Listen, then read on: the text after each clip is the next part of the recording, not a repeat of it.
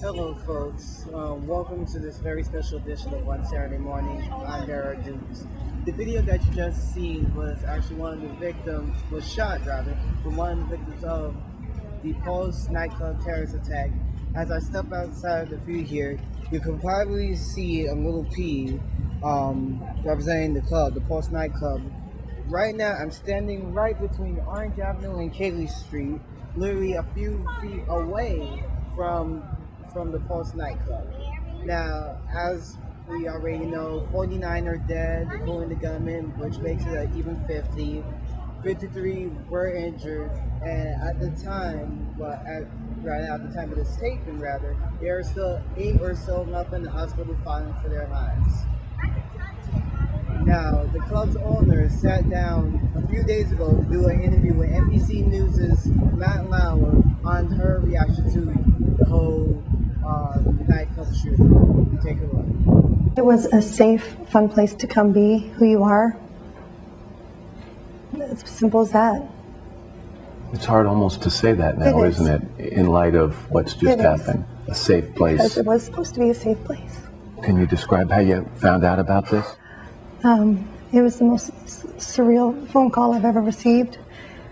When my manager called me and told me, and he was just yelling into the phone, he just kept saying, "We have a shooter, we have a shooter."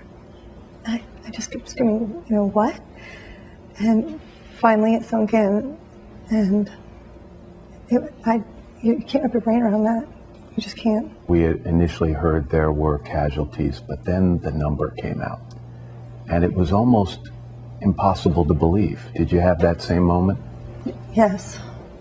And then the number rose. It just was overwhelming. How many employees did you lose? I lost one.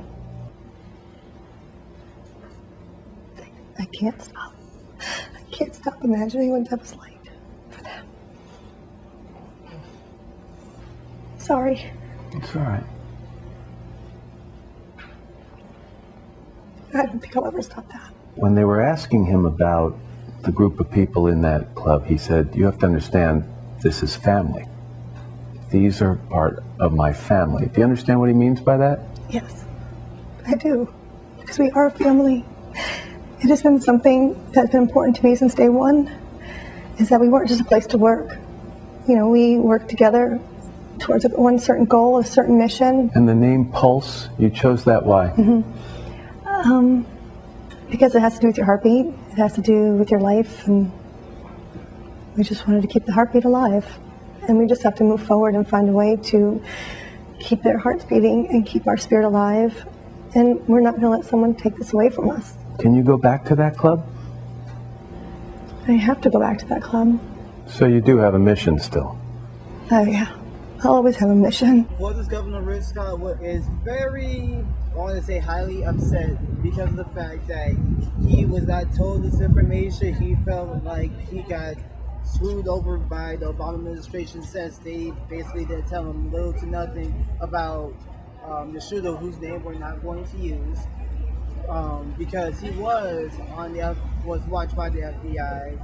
FBI withhold information for the Governor Rick Scott, and let's just say that he has spared no expense on the feelings that he had towards this situation.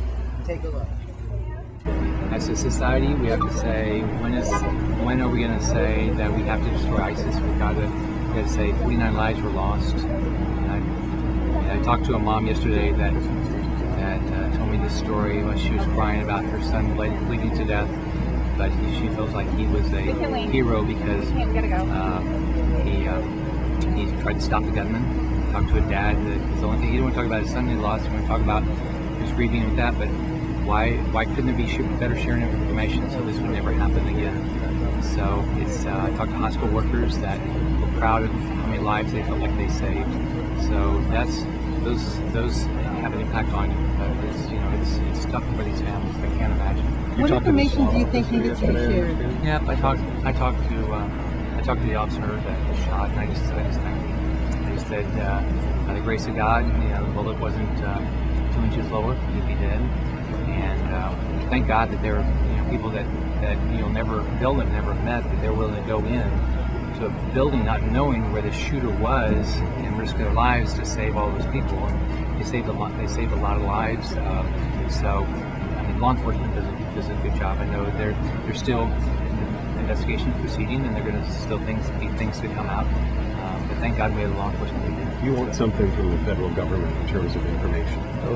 Sure. Well, first off, I asked the president. I sent to the White House yesterday and asked for a declaration, emergency declaration. I mean, this is a national emergency. This is an attack. It wasn't just an attack on gays or attack on Hispanics. This is an attack not just on a nightclub or Orlando. It's an attack on our nation. You have to talk to these families and you just think about this. As a country, when is enough? We lost Steven Sotloff a year and a half or 2 years ago, a journalist in Miami that was beheaded. We've now lost 49 people here, 43 people in the hospital. So that's just Florida. We have San Bernardino. We've watched the Paris attacks. We've watched these other stuff. When are we going to say this is enough? We're going to say as a society we're fed up. We want ISIS destroyed. Radical Islam does not belong here. If you believe in evil, we're going to do something about it. Has President Obama told you? In this case, should they have shared that could have prevented it? We'll find out over time. But the truth is, if you're going to vet somebody to come to our country, shouldn't my law enforcement officers know that information in case there's risk, so they can keep my citizens? I'm responsible for the 20 million people living in our state safe, 100 million tourists. Think about it. Our state is tied to tourism. We love people coming here. But give me a break. Give me the information.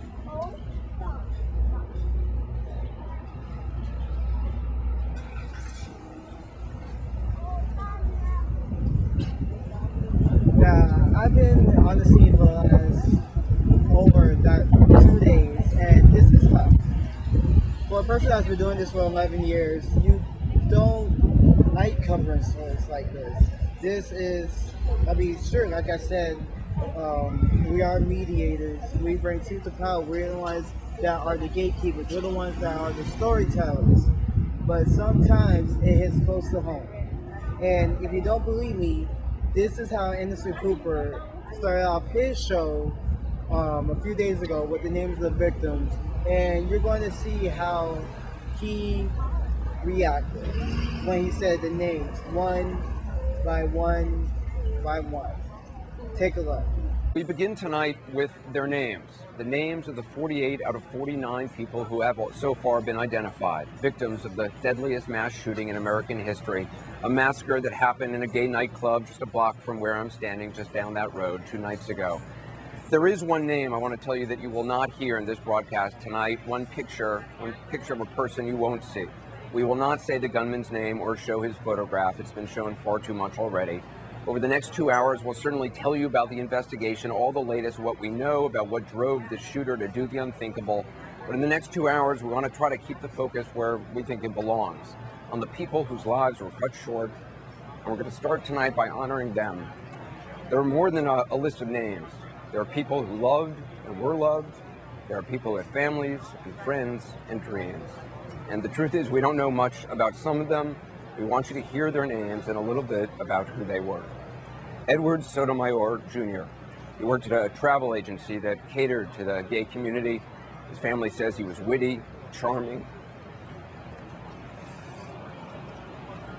and that he always left things better than he found them. He was 34 years old. Stanley Almodovar III. He was a pharmacy technician. He was the last video that we saw of him, was posted on social media. It showed him laughing and singing on the way to that nightclub. He was just 23. Luis Omar Ocasio Capo. He was a dancer and a barista. He was just 20 years old. Luis Vielma, who worked at the Harry Potter ride at Universal Orlando. He was just 22. Juan Ramon Guerrero. His cousin said Juan came out to his family just this year and was afraid they might not accept him, but they did, and they embraced his boyfriend as well. He was 22. Christopher Andrew Leinonen, known as Drew. He was Juan's boyfriend, and his mom says he established the Gay-Straight Alliance at his high school. He was 32 years old. Eric Ivan Ortiz Rivera. A friend says he was always willing to help everybody. He sacrificed a lot for his family. He was 36. Peter O. Gonzalez Cruz. He worked at a UPS store, memorized apparently all the regular customers' names. He could make anyone smile, his friend said. He was just 22. Kimberly KJ Morris moved from Hawaii to Florida just a few months ago to help her mother and her grandmother. She was a bouncer at Pulse Nightclub. She was 37. Eddie Justice was an accountant who texted his mother from the club, texted his mother saying, "Mommy, I love you." He was 30. Enrique Rios. A friend says he was cool and a funny dude who could tell people, "Don't let the world hold you back from your dreams." He was 25. Anthony Luis LAUREANODISLA, a talented dancer born in Puerto Rico. He was 25. Jonathan Antonio CAMUY VEGA. He worked for Telemundo, first in Puerto Rico and then in Orlando. He was just about to turn 25. Corey James Connell was a student at Valencia Community College and hoped to become a firefighter. He was 21. Mercedez Marisol Flores. Her father says she was a happy girl who had so many dreams. She was 26. Dianca Deirdre Drayden. Her family called her Dee Dee. She was a bartender at Pulse. She was just 32. Miguel Angel Honorato managed a Mexican restaurant. A colleague says he was an excellent boss and a good friend. He was 30. Jason Benjamin Josaphat, a student at Southern Technical College, where a faculty member calls him a sweet kid with a bright future. He was 19. Darrell Roman Burt II was a financial aid officer at Kaiser University, was passionate about volunteer work. He was 29.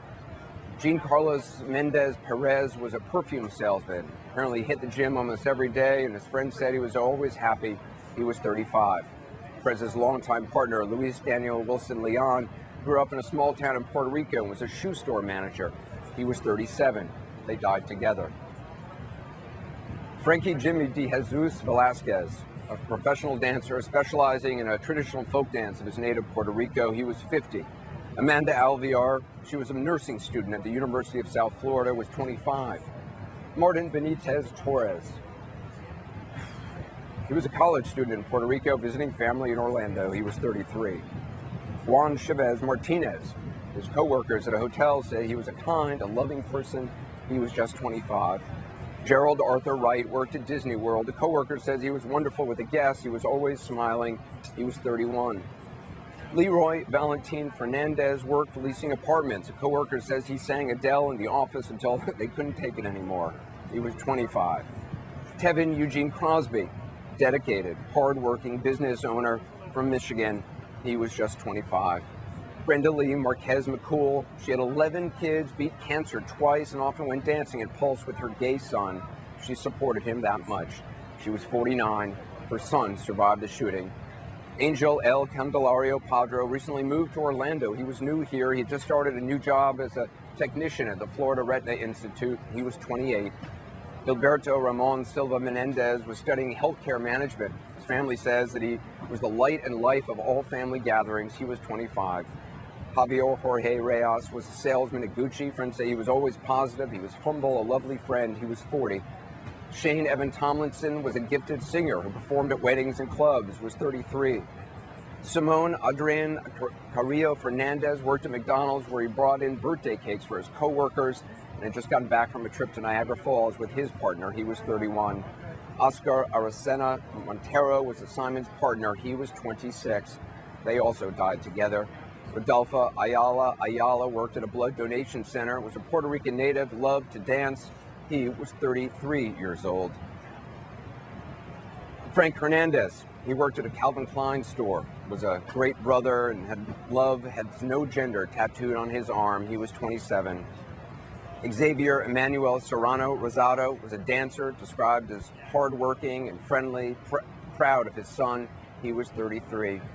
Akira Monet Murray, she recently graduated from high school, was planning to go to Mercyhurst University and play basketball. She was just 18. And Christopher Joseph Sanfeliz worked at a bank, was said to be the most positive guy around, was just 24 years old. Luis Daniel Conde was a makeup artist, co-owned a salon with his partner. He was 39. Juan P. Rivera Velasquez, he was the partner to Luis. He was 37. Antonio Devon Brown was a captain in the, was a captain in the U.S. Army Reserve and a graduate of Florida A&M. He was 29. Alejandro Barrios Martinez was 21. Joel Rayon Paniagua was 32. Jean Nieves Rodriguez was 27. We don't have pictures of these people. Gil Marie Rodriguez Sullivan was 24. And Paul Terrell Henry was 41 years old. We think it's important that you hear their names. We end this edition of One Saturday Morning from the memorial. As you can see here, the memorial has expanded within the last couple of days to include many different signs. So as I step over to the side here, we got the flag of Mexico here on my left here. We have the, of course, United States flag. In the back, we have a wreath that the president laid here a few days ago. And ever since then, it has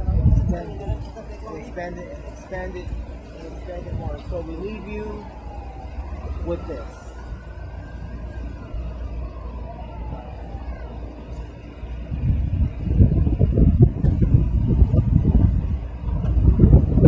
For everybody here at the News Now Nation, I'm Darrell Dukes. And until we meet again, friends, stay gold.